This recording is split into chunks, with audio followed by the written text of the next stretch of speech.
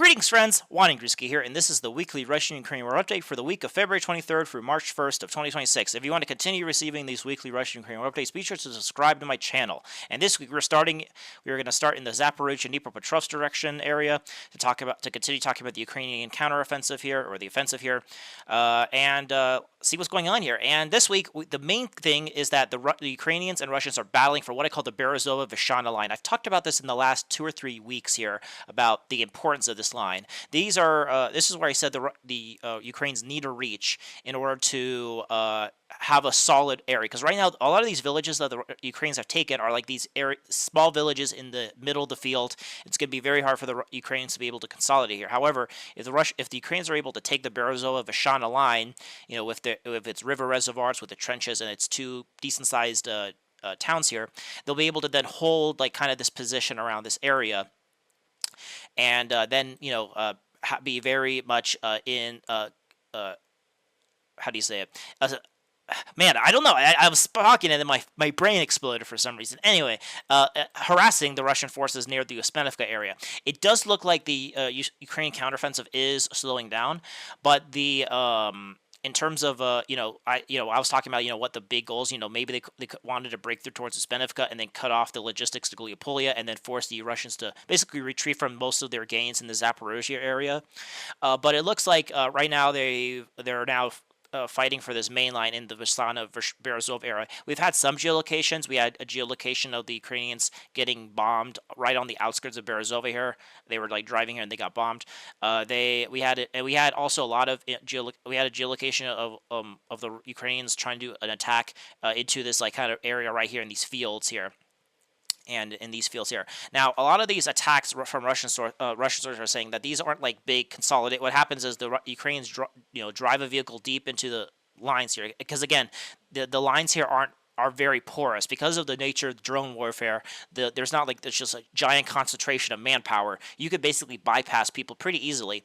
But the thing is that because of drones, if you want to bypass them, your vehicle will be destroyed. So what happens is the Ukrainians are able to maybe do a Leroy Jenkins moment. Their vehicle gets destroyed, but then they dismount their infantry and then hide in the things.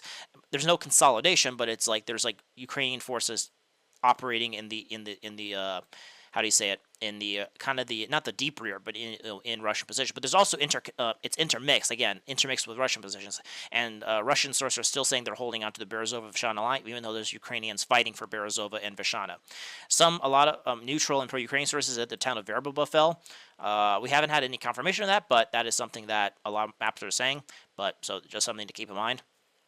But also Berezove is obviously also part of the Vyshneve-Berezove defense line, as you can see. So this is the main, if the Ukrainians could capture this, this would, at the very, this is not going to unhinge the entire Russian positions in Dobropillya, but what it will do is that it gives them, basically makes the Russians who are pushing in this area a lot less secure. And so it's very much a, it will make, so the Russians want to take this back is going to delay their offensive in the Zaporizhia region, which allows them to continue building the defensive. Again, I think a big reason for this, a lot of people say this is a PR thing. It's not I mean, yes, kind of, but the main thing is to delay. Maybe they're like, hey, obviously in any offensive, you hope that you do some big breakthrough that destroys the enemy. But if you want to be realistic about it, I think their hope was to capture very advantageous more advantageous positions, which the Russians would have to restart to take back and would have delayed their thing. And that delay would allow them to start building new defenses between the Novomykolaievka-Orekov area, because right now the area like the Hansher River line is the main defense network for the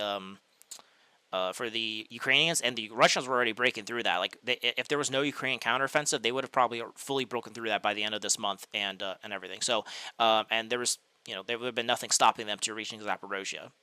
For any strongholds. So it wasn't going to be like a sweep cakewalk to Zaporizhia, but there was no like fortified area. So right now they're furiously building new defense lines. They're also building defense lines around Zaporizhia itself, and so they're hoping that this delay in action gives them a couple extra weeks or months in maybe it prevents the Russians from by the time they reach Oreka, this Oreka Novomykolaievka line, or even Zaporizhia, that they built enough areas where they could then slow the Russians down before they could take these areas.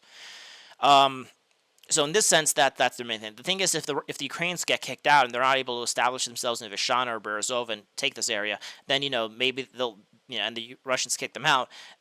Then they'll have to maybe they'll have some troops in these villages here, but realistically they'll fall back to their main where they were defending before in the Velikomikhayivka Pokrovsky line here around the Volcha River here. And then this would be kind of more of a gray zone. Along with this, a lot of sources are saying that because of the Ukrainian pushes in this area near Ternavata and then obviously in this northern Dnipropetrovsk area, is that the Russians kind of gave up this area near that they kind of took here, Andriivka, Borovska, this area right here, which was kind of, as I mentioned, it was turning into a salient. And so a lot of sources are saying the Russians were able to withdraw without being able to be cut off. So good news for the Russians for withdrawing, but the thing is that, again, these areas would have, was very good for the Russians to continue advancing westward, but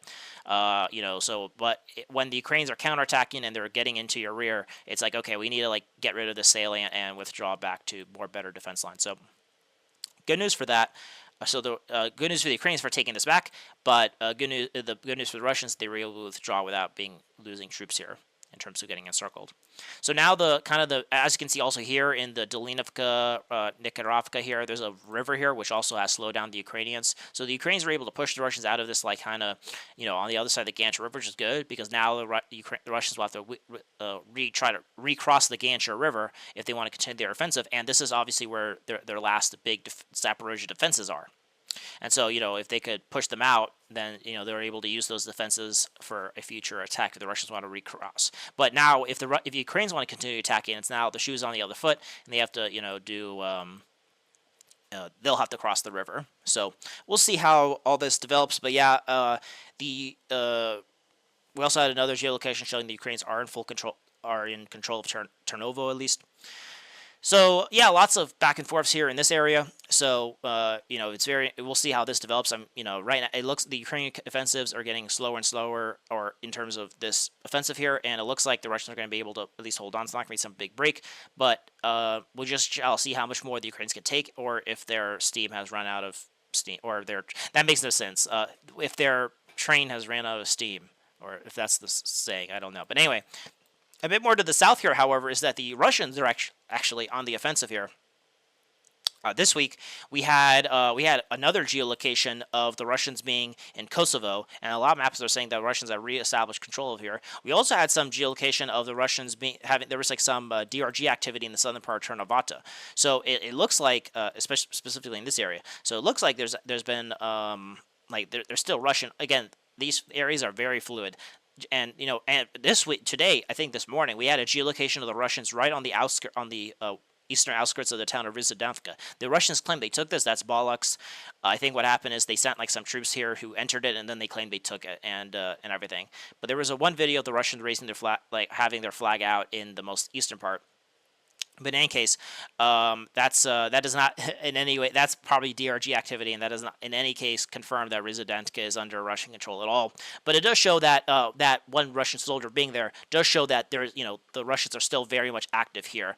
We also had a lot of maps are saying that the Russians are actually improving their position near Prulufka, near Alexandra Donivka here around these in up to the rail line here, and it seems like the Ukrainian push here is, even in Ternavata, as you can see, has kind of stalled here. So as I mentioned, the Ukrainians had two vectors of the counteroffensive from the north here and then from the west, and the north one is still ongoing and is the most successful so far and is still trying to push. The western one seems like, they had a lot of they had progress. They pushed the Russians out of Ternavata. They pushed up against the Prulufka, and obviously in conjunction with this, they were able to push the Russians out of the area north here. But it looks like it's now stalling, and the Russians are regaining their offensive here in this area.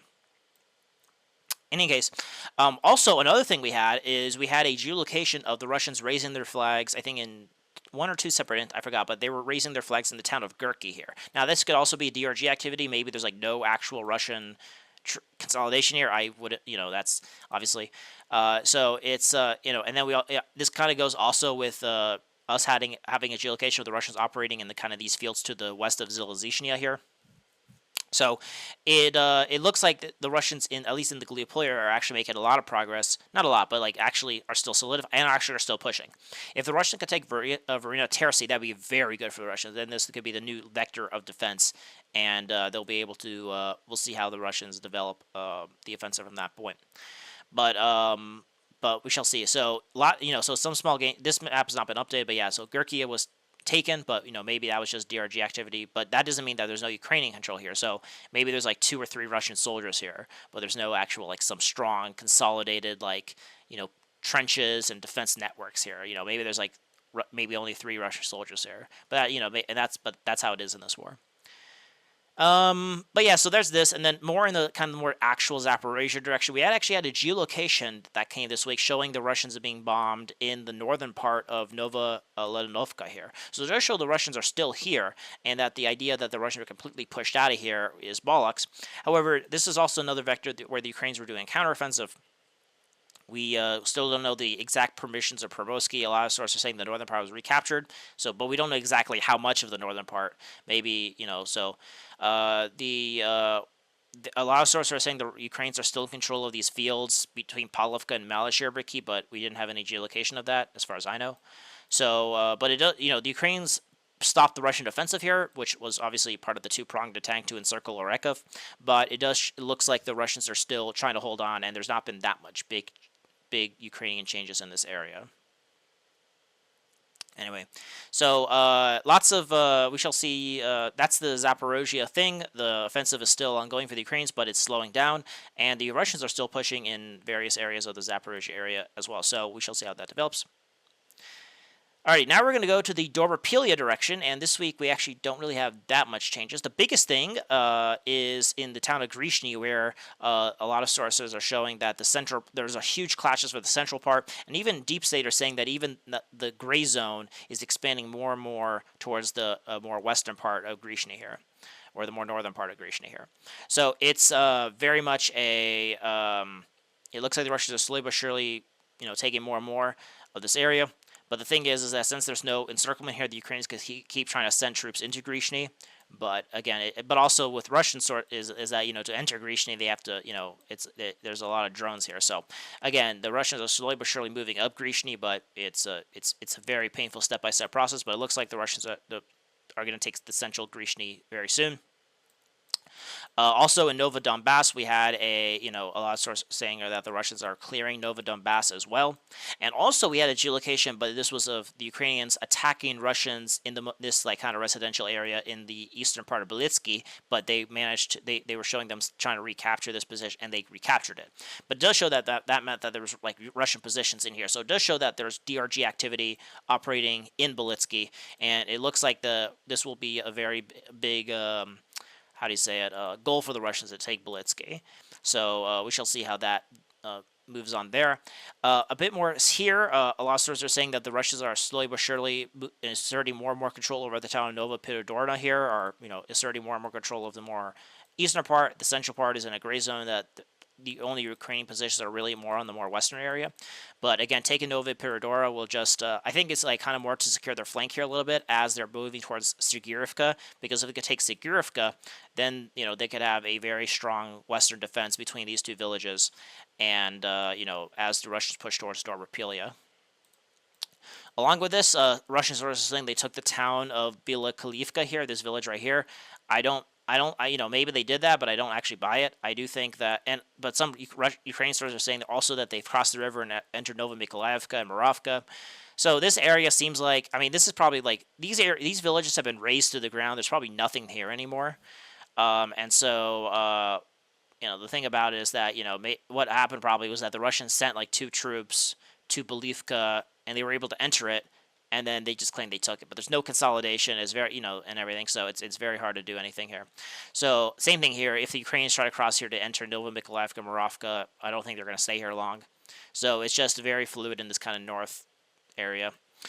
And yeah, the only other thing to talk about is that the battle for Novopavlovka, the central part, is still ongoing. Is that while the Ukrainians are still reasserting control on trying to hold on to control on the east bank here, the Russians are continuously expanding their presence around these fields in this northern area here, which will allow them to accumulate forces, especially around Ivanovka, and then probably try to attack this western part of Novopolovka. But yeah.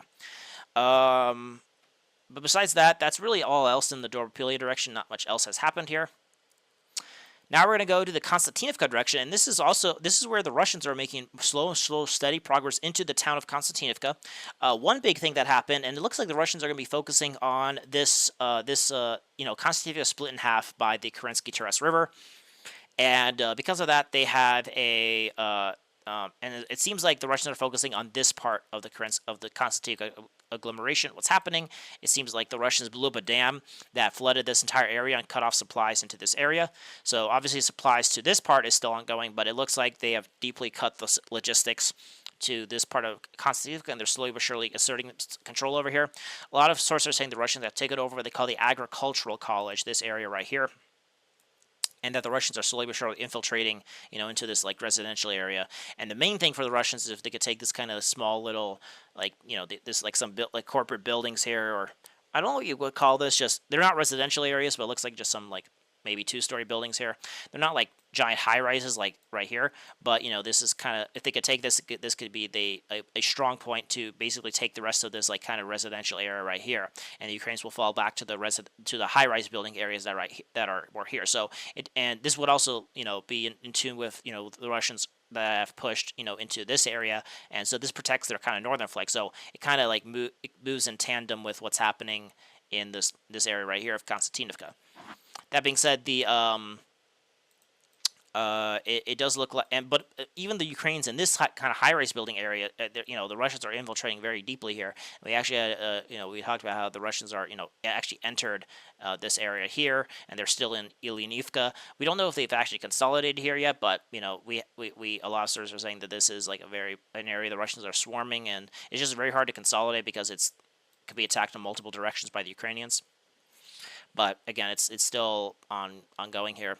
So yeah, so it seems like right now the Russians are kind of fine with just kind of holding on to kind of this area right here, and not wanting to push towards kind of the more central part of Kostyantynivka, and they're just waiting until the Russians clear up the southern part here, and then once they do that, the Russians will continue pushing deeper into Kostyantynivka. But yeah, so it looks like we talked about the battle for Kostyantynivka beginning, but it seems like towards the end of last year it was kind of focused on kind of taking this area of Kostyantynivka, and it seems like for this year it's focused on taking this area. So yeah, we shall see how that develops, and yeah, and that's really in that direction. Alright, now we're going to go to the Slavyansk direction. In the Slavyansk direction, we actually had a very interesting some very interesting changes. The biggest thing is we had a geolocation of the Russians doing this, of Russians being in the town of Lipka here. But this Lipka area I don't think is an actual town. Or okay, it looks like there's some buildings here. It kind of looks kind of cozy, all nestled in the forests and everything. It looks like you could make a lot of fairy tales here. But anyway, we had a geolocation of the Russians being here, and while the Russians have not announced that, I have my. By the end of next week, I'm pretty certain the Russians are going to take the town of Dnipropetrovsk here. We had I talked about this last week. The Russians raising their flags in the central part of Dnipropetrovsk, but Ukrainian sources are saying that this northern part right here is still being contested, and the Ukrainians are still here. But I have no doubt that the Russians will be able to kick the Ukrainians out of here and fully control Dnipropetrovsk, and so forth. And also, a lot of this is the Russians also now pushing towards the town of Feodorova here, which is the last kind of village before they can consolidate in the southern part of Alexandrivka here. So I'm kind of surprised they have not taken Glubovka yet. I think they have. Maybe they just haven't announced it yet, or maybe it's not even on Russian maps and they don't acknowledge it because it's a one-way street village. But in any case, so I'm pretty certain the Russians will consolidate in the Dnipropetrovsk area and start battling for Feodorova. And while they do that, they'll probably also consolidate in this area around this area, because remember they took Makivka and Provilia last week. A week or two ago, and so from after that, the Russians will then just clear out this area around Feodorova, and at that point, sometime in March, then they'll then accumulate here to start pushing towards the main objective, which is Alexandrivka here. And while this is going on, the Russians are probably going to try to take the town of Krylovka and Kalinovka so that they could then advance on Rail Alexandrivka from the north, do like a pincer attack on Rail Alexandrivka. This week, the main there's not been that we talked about how the Russians started battling for Krylovka last week, but there's not been any more confirmed changes in terms of what's happening here. I think we had some geolocations in like in the western part of Rezidivka, and these fields here where the Russians are kind of moving in one or two pairs, and they're getting picked off by drones if they can't hide. But in any case, they're we know that the Russians are slowly but surely now entering the Krylovka-Kalinivka line and, are battling for it, and we shall see how long it will take for the Russians to break the Ukrainian defenses here. But yeah, that's really it in the Slavyansk direction. In the Lyman direction, we've had actually a lot of interesting updates happening in the Lyman direction. The biggest thing is the Russians are actually fully trying to take the town of Dobropillya. I was wondering why it was taking such a long time for the Russians to reassert control here. We had a geolocation of the Russians being of a Russian flag being in the central part of Dobropillya, but we didn't have a person raising it. It was just kind of like a picture or video of a Russian flag being there. Obviously not like being planted. It wasn't, but there was no human there. So it does show that if it could have been a drone thing, but if it wasn't a drone, it shows that Russian consolidation in the central part of Dobropillya is not complete yet because they're still how do you say it? They still have to hide from drones and Ukrainian attacks here. So, but it does show that the Russians seemed like they're now beyond the eastern part of Dobropillya and are fighting for the central part. If the Russians actually can consolidate in the central part of Dobropillya, that'll be very bad news for the Ukrainians. Because Dobropillya is the last thing that's holding the Russians back from entering the northern part of Lyman. But it seems like that's not going to matter much because this, it seems like the Russians are completely infiltrating Lyman in multiple directions. We actually had a geolocation of the Russians being, I believe, in this area right here. We talked about we had Russian positions being here, and we also had a lot of sources saying that the Russians are infiltrating this area of Lyman as well. I'm kind of surprised they're not doing a continuous actually doing it. It seems like the Russians are able to actually put troops here, but maybe they're just trying to accumulate forces here, and the gauntlet of running to Lyman takes a lot of troops out before they could reach it. Who knows? But it does seem like the Russians are entering Lyman and are entering it more and more, and I have no doubts that probably they're just trying to improve their positions around the flanks a little bit more before they would do a full assault. But we shall see how that goes. But yeah, so we had a geolocation of the Russians being in the north here, the Russians in the central part here, and in this area, in the southern part. And what I mean by that, I mean in this area, and in this area, and then around this area. So it does show that the Russians are in Lyman, and we shall see if how deep these infiltrations can go. Because right now the Russians are if the Russians can, they'll probably try to reach the railroad line that divides Lyman in two, and that's probably what they're hoping to do. So along with this, we had even pro-Ukrainian sources are showing that the Russians are pushing from their places in Orozhine and Dobrova, taking up more and more of these fields that are to the west of Dobrova and trying to reach the towns of Karavan and Berezove here, which are kind of the staging grounds where once the Ukrainians are able to cross the river without being blown up, they're able to accumulate forces here and logistics and then move through the forest to try to supply Lyman. So the Russians could take Karavan and Berezove, which is on the other side of the Seversky Donetsk rivers, which gives the Russians the advantage. They'll cut off the logistics to Lyman even more. So very good news for the Russians here. Nothing more has changed in this area in terms of any more updates in this area. And yeah, now we're going to go to the Kupyansk direction. And in the Kupyansk direction, there's actually, this is another area that's been, we got some very interesting geolocations coming out of Kupyansk, mostly on the eastern bank. And this eastern bank is where I think the Ukrainians are getting a taste or are in very deep trouble, and it seems like it's very possible that this bridgehead on this side of the Elsko River is going to collapse soon. So, what I mean by that is we actually had a geolocation of 4 Russian troops walking around in the central part of Kupyansk-Vozynoye in this area right here, and that's a deep infiltration. We also had another geolocation of the I'm trying to remember because this was earlier this year, or earlier this week, I should say. We had a geolocation of I think 3 Russian troops being in this part of Krylovka here walking around. Now again, this could be just Russian troops being like how do you say it? Just these are infiltration teams. They're not. There's no consolidation, but how much more. There's just so much infiltration here that the Ukrainian defense here is not so not strong anymore. There's not like some solid defense. I think right now probably the main defense is like in this area right here where But again, we saw the Russians be infiltrating Kupyansk, Vyshneve here. So it seems like the integrity of the Ukrainian defenses here is very much in doubt, and so we shall see how that develops soon. But yeah, so we had all these geolocations like Kharkov, Kupyansk, Vyshneve. We talked about how the Russians were in Zaporizhia and everything, and Petropavlovka. So lots of things in this past week, but also in the past few weeks that show that the Russians are making very good infiltrations and consolidations in the East Bank, and we just shall see if they're able to expand upon that. And then also in the Kharkov area, the main biggest thing that happened in the Kharkov direction, there's been two things. The first thing is that the Russians have announced they completely taken the town of Kharkov, which makes sense. I was talking about how this was going to happen soon. So eventually they finally did it. They took Kharkov and Dnipropetrovsk here. So good news for the Russians here. And then also they announced they took the town of Nesakuchi here, this village right here. Again, another border town, which I guess border village makes sense, but I feel like this area, this infiltration right here, it could be possible because again this kind of links up with this Russian bridgehead that's here near Globovka.